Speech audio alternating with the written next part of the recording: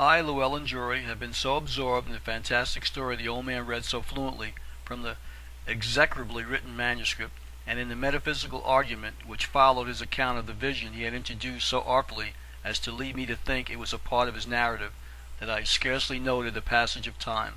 Upon seeing him suspend his reading, fold the manuscript, and place it in his pocket, I reverted to material things, and glancing at the clock, perceived that the hands pointed to bedtime. "Tomorrow evening," said he, "I will return at 9 o'clock. In the interim, if you still question any part of the story, or wish further information on any subject connected with my journey, I will be prepared to answer your queries. Since, however, this will be your last opportunity, I suggest that you make notes of all subjects that you wish to discuss." Then, in his usual self-possessed, exquisitely polite manner, he bowed himself out. I spent the next day reviewing the most questionable features of his history, recalling the several statements that had been made, remembering the humiliation I had experienced in my previous attempts to confute him. I determined to select such subjects as would appear the most difficult to explain, and to attack the old man with vehemence. I confess that notwithstanding my several failures and his successful and constant elucidation and minute details in regard to occurrences which he related, and which anticipated many points I had once had in mind to question, misgivings still possessed me concerning the truthfulness of the story.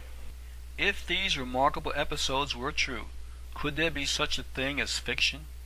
If not all true, where did fact end and fancy begin?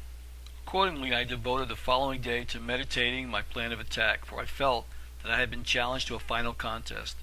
Late the next day, I felt confident of my own ability to dispossess him, and in order further to test his power, when night came, I double-locked the door to my room, first with the key and next with the inside bolt.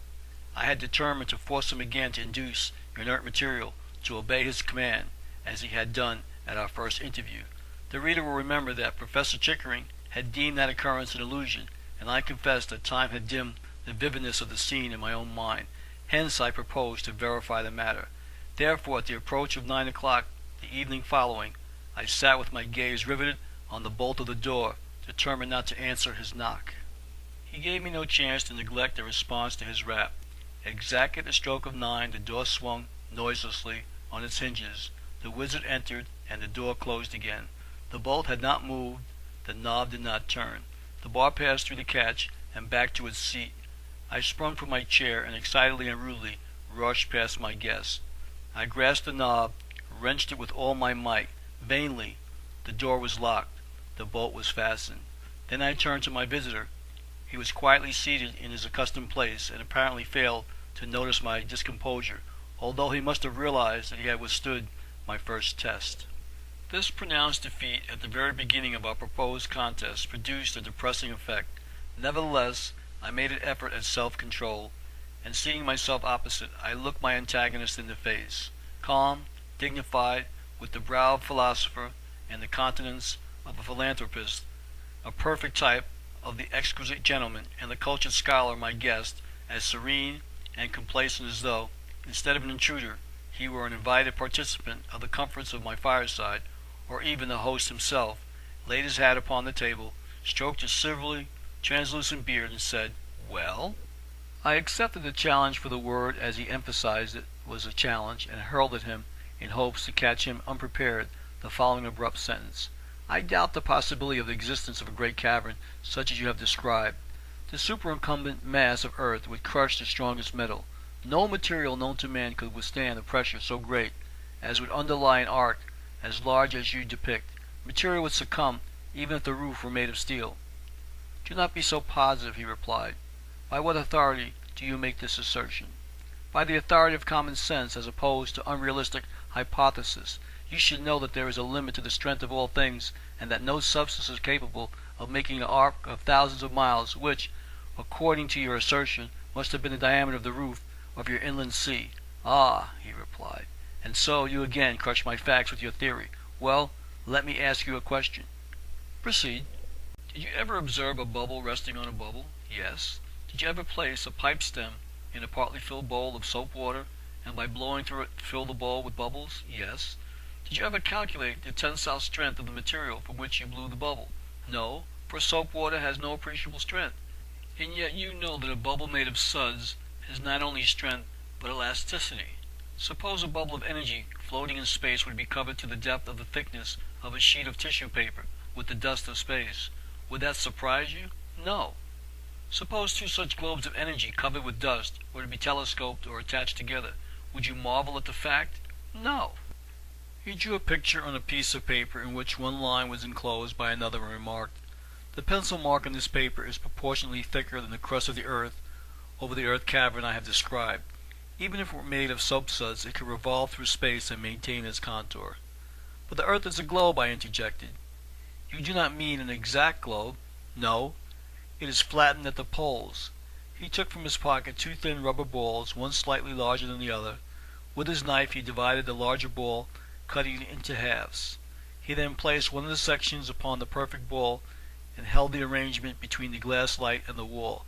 "See, is not the shadow flattened as your earth is at the poles?"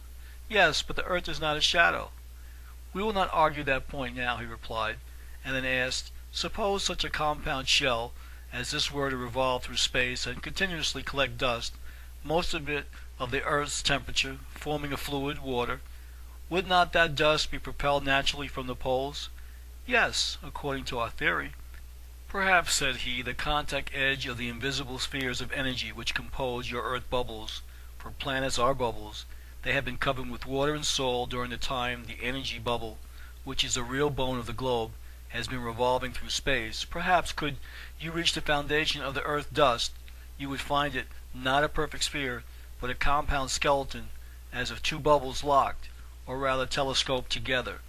Are you sure that my guide did not lead me through the space between the bubbles?" "No," he continued. "Do not be shocked at what I am about to assert, for as a member of materialistic humanity, you will surely consider me irrational when I say that matter, materials, ponderant substances, one and all, so far as the preponderance part is concerned, have no strength." "What? No strength? None whatever?" I grasped the poker. "Is not this matter?" "Yes." "I cannot break it." "No." "Have not I strength?" "Confine your argument now to the poker. We will consider you next." "You cannot break it." "I can break this pencil, though," and I snapped it in his face. "Yes." I curled my lip in disdain. "You carry this argument too far." "Why?" "I can break the pencil. I cannot break the poker. Had these materials not different strengths, there could be no distinction. Had I no strength, I could not have broken either." "Are you ready to listen?" he replied. "Yes, but do not exasperate me. I did not say that the combination you call a poker had no strength. Neither did I assert that you could not break a pencil. A distinction without a difference. You play upon words. I said that matter, the preponderant state of material substances, has no strength, and I say differently." He thrust the end of the poker into the fire and soon drew it forth red hot. "Is it as strong as before?" "No." "Heat it to whiteness and it becomes plastic." "Yes." "Heat it still more and it changes to a liquid." "Yes." "Has liquid iron strength?" "Very little, if any." "Is it still matter?" "Yes." "Is it the material of the iron, or is it the energy called heat that qualifies the strength of the metal? It seems to me that, were I in your place, I would now argue that absence of heat constitutes strength," he sarcastically continued. "Go on. Cool this red-hot poker by thrusting it into a pail of cold water, and it becomes very hard and brittle." "Yes." "Cool it slowly, and it is comparatively soft and plastic." "Yes." "The material is the same, is it not?" "Go on." "What strength has charcoal?" "Scarcely any. Crystallize it, and the diamond results." "I did not speak of diamond." "Ah! And is not the same amount of the same material present in each, a grain of diamond and a grain of charcoal?" "What is present in a grain of diamond that is not present in a grain of charcoal?" "Go on." "Answer my question." "I cannot." "Why does brittle cold zinc, when heated, become first ductile and then, at an increased temperature, become brittle again? In each case the same material is present." "I do not know, but this I do know, I am an organized being and I have strength of body." The old man grasped the heavy iron poker with both hands, and suddenly rising to his full height, swung it about his head. Then, with a motion so menacing that I shrunk back to my chair and cried out in alarm, seemed about to strike with full force my defenseless brow. "My God!" I shouted, "what have I done that you should murder me?" He lowered the weapon and calmly asked, "Suppose I had crushed your skull, where then would be of vaunted strength. I made no reply, for as yet I had not recovered from the mental shock. Could you then have snapped a pencil? Could you have a broken reed? Could you even have blown the down from a thistle bloom? No. Would not your material body have been intact? Yes. Listen, said he. Matter has no strength. Matter obeys spirit, and spirit dominates all things material. Energy in some form holds particles of matter together, and energy in other forms loosens them.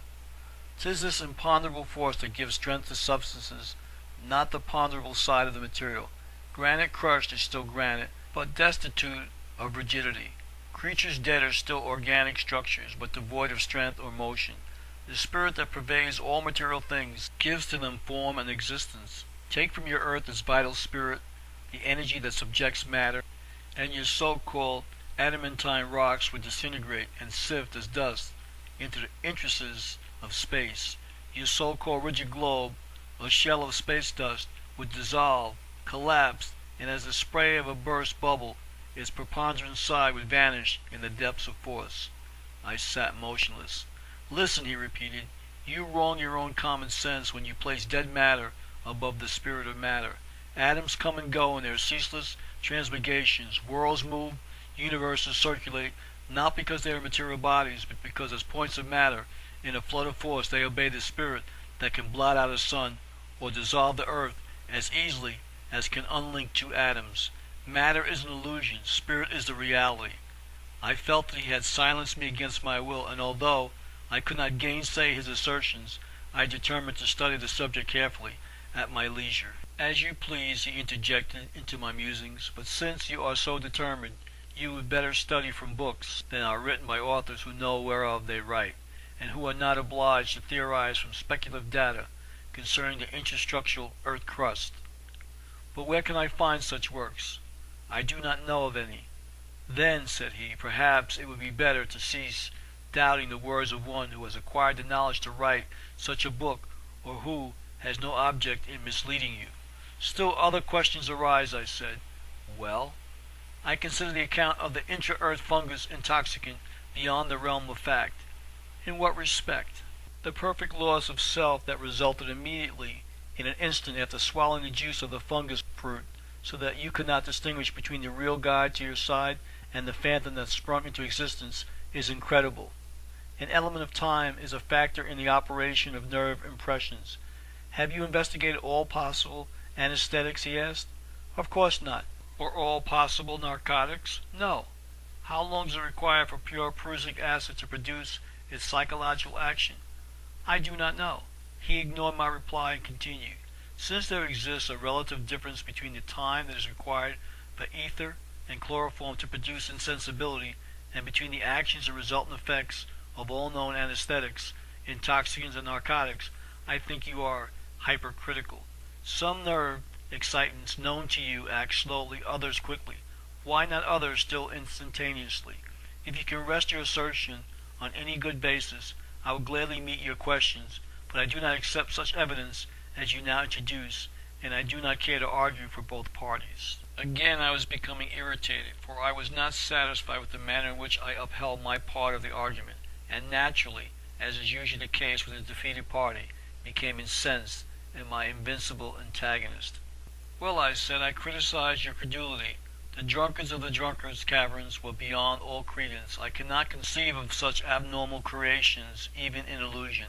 Had I met with your experiences, I would not have supposed for an instant that the fantastic shapes could have been aught than a dream or the result of hallucination, while, without a question, you considered them real.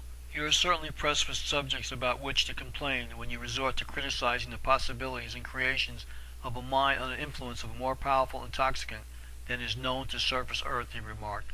However, I will show you that nature fashions animals in forms more fantastic than I saw, and that even these figures were not overdrawn. Without heeding his remark, I interrupted his discourse, determined to have my say.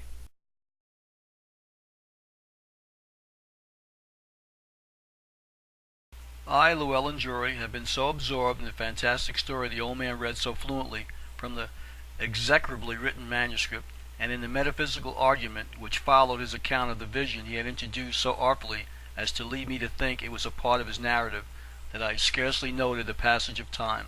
Upon seeing him suspend his reading, fold the manuscript, and place it in his pocket, I reverted to material things, and glancing at the clock, perceived that the episodes were true. Could there be such a thing as fiction? If not all true, where did fact end and fancy begin? Accordingly, I devoted the following day to meditating my plan of attack, for I felt that I had been challenged to a final contest. Late the next day, I felt confident of my own ability to dispossess him, and in order further to test his power, when night came, I double-locked the door to my room, first with the key and next with the inside bolt. I had determined to force him again to induce inert material to obey his command, as he had done at our first interview. The reader will remember that Professor Chickering had deemed that occurrence an illusion, and I confess that time had dimmed the vividness of the scene in my own mind. Hence I proposed to verify the matter. Therefore, at the approach of 9 o'clock the evening following, I sat with my gaze riveted on the bolt of the door, determined not to answer his knock. He gave me no chance to neglect a response to his rap. Exactly at the stroke of 9, the door swung noiselessly on its hinges. The several statements that had been made, remembering the humiliation I had experienced in my previous attempts to confute him, I determined to select such subjects as would appear the most difficult to explain, and to attack the old man with vehemence. I confess that notwithstanding my several failures and his successful and constant elucidation and minute details in regard to occurrences which he related, and which anticipated many points I had once had in mind to question, misgivings still possessed me concerning the truthfulness of the story. If these remarkable hands pointed to bedtime. Tomorrow evening, said he, I will return at 9 o'clock. In the interim, if you still question any part of the story, or wish further information on any subject connected with my journey, I will be prepared to answer your queries. Since, however, this will be your last opportunity, I suggest that you make notes of all subjects that you wish to discuss. Then, in his usual self-possessed, exquisitely polite manner, he bowed himself out. I spent the next day reviewing the most questionable features of his history, recalling the